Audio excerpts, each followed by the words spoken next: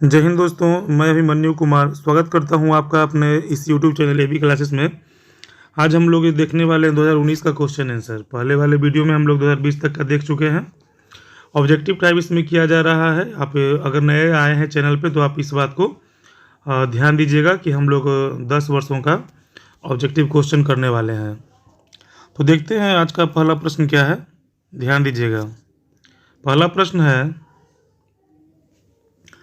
निम्नलिखित में कौन क्षेत्र सघन जनसंख्या वाला क्षेत्र है? सघन का मतलब ज़्यादा, विरल का मतलब कम। तो उत्तर होगा इसका ए, दक्षिण पूर्वी एशिया।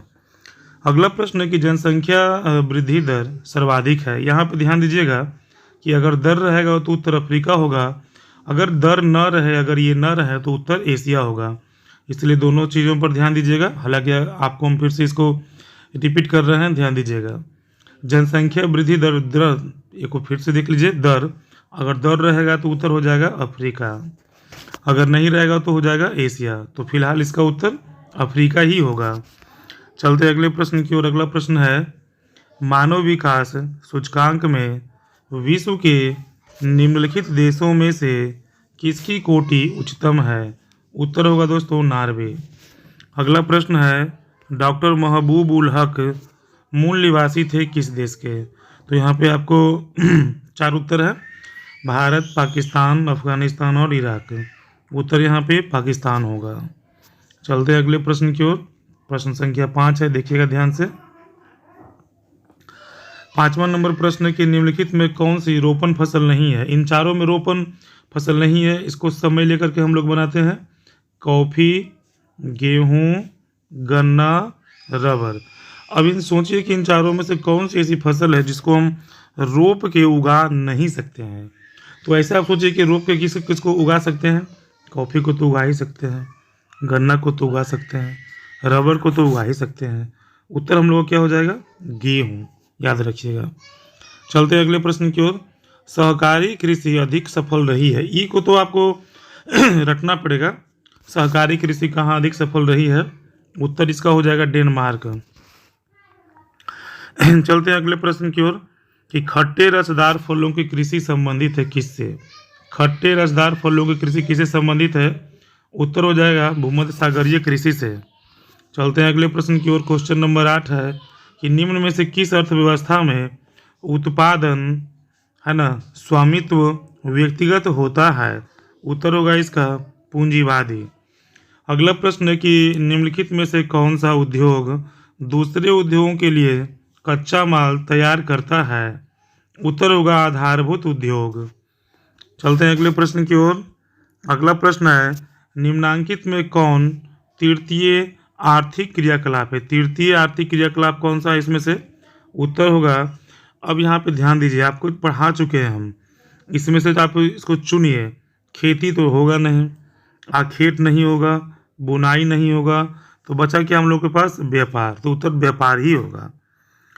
आगे चलते हैं कि ट्रांस महाद्वीपीय फेमस क्वेश्चन है, ध्यान दीजिएगा बाबू। ट्रांस महाद्वीपीय स्टुअर्ट महामार्ग जोड़ता है किसको किसको जोड़ता है? उत्तर होगा डार्विन को मेलबर्न से। चलते हैं अगले प्रश्न की ओर। अगला प्रश्न है, पनामा नहर जोड़ती है। पनामा नहर जोड़ती है, आपको हम ट्रिक से भी बताए थे इसको कि प्रशांत नाम का लड़का है जो सिगरेट पी रहा है और उसे आंटी डांटती है। तो प्रशांत से प्रशांत महासागर हो गया, आंटी से अटलांटिक महासागर हो गया। तो उत्तर होगा ऑप्शन नंबर सी, प्रशांत महासागर को अटलांटिक महासागर से। चलते हैं अगले प्रश्न की ओर। क्वेश्चन नंबर 13 है कि विश्व के प्रमुख समुद्री पत्तन निम्नलिखित में से किस प्रकार के हैं? उत्तर होगा विस्तृत पत्तन। अगला प्रश्न है, विश्व के प्रमुख समुद्री पत्तन निम्नलिखित में से किस प्रकार के हैं? यहाँ पे दोनों देखिए, ध्यान दीजिएगा। पहला नंबर क्वेश्चन है कि विश्व के प्रमुख समुद्री पत्तन निम्नलिखित में से किस प्रकार के हैं। सेम क्वेश्चन यहाँ पे भी रिपीट हो गया है, जिसके ऑप्शन इसके गलत हैं। तो इसीलिए आप लोग क्वेश्चन नंबर 13 पे ही ध्यान दीजिएगा। चलिए आगे देखिएगा, आप लोग ध्यान दीजिए। 15 नंबर क्वेश्चन है कि किसी झील के चारों ओर बसा अधिवास, झील के चारों ओर ध्यान दीजिएगा, झील के चारों ओर बसा अधिवास किस प्रतिरूप में आएगा? उत्तर होगा वृत्ताकार। अगला प्रश्न है, भिलाई किस वर्ग का है? भिलाई किस वर्ग का उदाहरण है? ये शहर भिलाई जो है। उत्तर होगा औद्योगिक नगर। अगला प्रश्न है कि यूरोप वासियों द्वारा अपने उपनिवेशों में किस प्रकार की कृषि का विकास किया गया था? उत्तर होगा रोपण कृषि। चलते हैं अगले प्रश्न की ओर। क्वेश्चन नंबर 18 है, 2011 की जनगणना के अनुसार भारत के किस राज्य में नगरीय जनसंख्या का प्रतिशत सर्वाधिक था? उत्तर होगा गोवा। अगला प्रश्न है, 2011 की जनगणना के अनुसार भारत का जनसंख्या घनत्व कितना था? इसका तो उत्तर आप पहले भी जानते होंगे। इसका उत्तर होगा 382 व्यक्ति प्रति वर्ग किलोमीटर।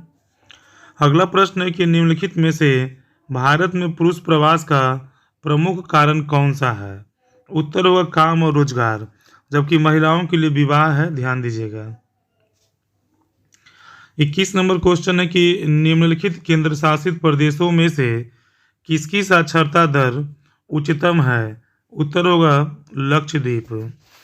चलते हैं अगले प्रश्न की ओर कि निम्नलिखित राज्यों में किसका 0.6 आयु वर्ग में लिंगानुपात न्यूनतम है? उत्तर होगा हरियाणा। चलते हैं अगले प्रश्न की ओर कि निम्नलिखित में से कौन सा नगर नदी के तट पर अवस्थित नहीं है? तो इसका उत्तर होगा भोपाल। बाकी सब तो किसी न किसी नदी किनारे है।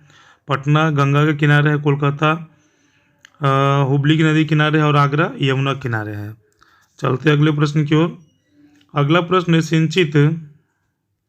सिंचित क्षेत्रों में मृदा निम्नीकरण का मुख्य कारण क्या है? मृदा निम्नीकरण का मुख्य कारण क्या है? उत्तर होगा इसका मृदा लवणता। चलते हैं अगले प्रश्न की ओर। अगला प्रश्न है कि निम्नलिखित में से कौन सी खाद्य फसल है? खाने वाला फसल कौन है डायरेक्ट? उत्तर होगा मक्का। अगला प्रश्न है कि निम्नलिखित में से कौन सा भू उपयोग संवर्ग नहीं है? उत्तर होगा दोस्तों सीमांत भूमि। आप इसे रेगुलर सेट प्रैक्टिस करते रहिए, आपको बहुत फायदा होने वाला है। अगला प्रश्न है, उदयपुर किस राज्य में स्थित है? उदयपुर दोस्तों किस राज्य में स्थित है? उत्तर होगा राजस्थान में। अगला प्रश्न है कि निम्नलिखित राज्यों में से किस में प्रमुख तेल क्षेत्र स्थित है? उत्तर होगा असम में। डिगबोई असम में ही है। अगला प्रश्न है कि निम्नलिखित में से कौन औद्योगिक अवस्थापन का प्रमुख कारक नहीं है? उत्तर होगा जनसंख्या घनत्व। चलते हैं अगले प्रश्न की ओर। अगला प्रश्न दोस्तों 30 नंबर क्वेश्चन, ध्यान दीजिएगा कि ITDP का फुल फॉर्म एक तरह से पूछ रहा है, क्या होगा? उत्तर होगा ऑप्शन नंबर बी, समन्वित जनजातीय विकास प्रोग्राम। अगला प्रश्न है कि निम्नलिखित में से कौन सा भारत का सबसे लंबा राष्ट्रीय महामार्ग है? अब इसमें ऑप्शन में छांटने के लिए कह रहा है। उत्तर होगा NH-44। अगला प्रश्न है, दो देशों के मध्य व्यापार क्या कहलाता है? VVI क्वेश्चन है, ध्यान दीजिएगा। दो देशों के मध्य क्या व्यापार कहलाता है? उत्तर होगा अंतर्राष्ट्रीय व्यापार। अगला प्रश्न है, निम्नलिखित में से कौन सा जलजन्य है? मतलब ये बीमारी जल से होने वाला बीमारी है। उत्तर होगा अतिसार। ये क्वेश्चन पहले भी आ चुका है, ध्यान दीजिएगा इसको। चलिए दोस्तों, आज का सेकेंड लास्ट क्वेश्चन देखते हैं। 34 नंबर क्वेश्चन है कि सलीम इस्पात उद्योग है, कौन सा राज्य में यह है स्थित है? उत्तर होगा तमिलनाडु में। ध्यान दीजिएगा, तमिलनाडु में। अगला प्रश्न है कि निम्नलिखित में से कौन सर्वाधिक प्रदूषित नदी है? अब इसमें से चारों में से सबसे प्रदूषित नदी कौन है? उत्तर होगा यमुना। हालांकि इस पे हमको डाउट लग रहा है, आप कमेंट में बताइएगा। इसका उत्तर शायद कर्नाटक ही होना चाहिए। खैर, आप हमें कमेंट करके जवाब दीजिएगा इसका उत्तर क्या होगा।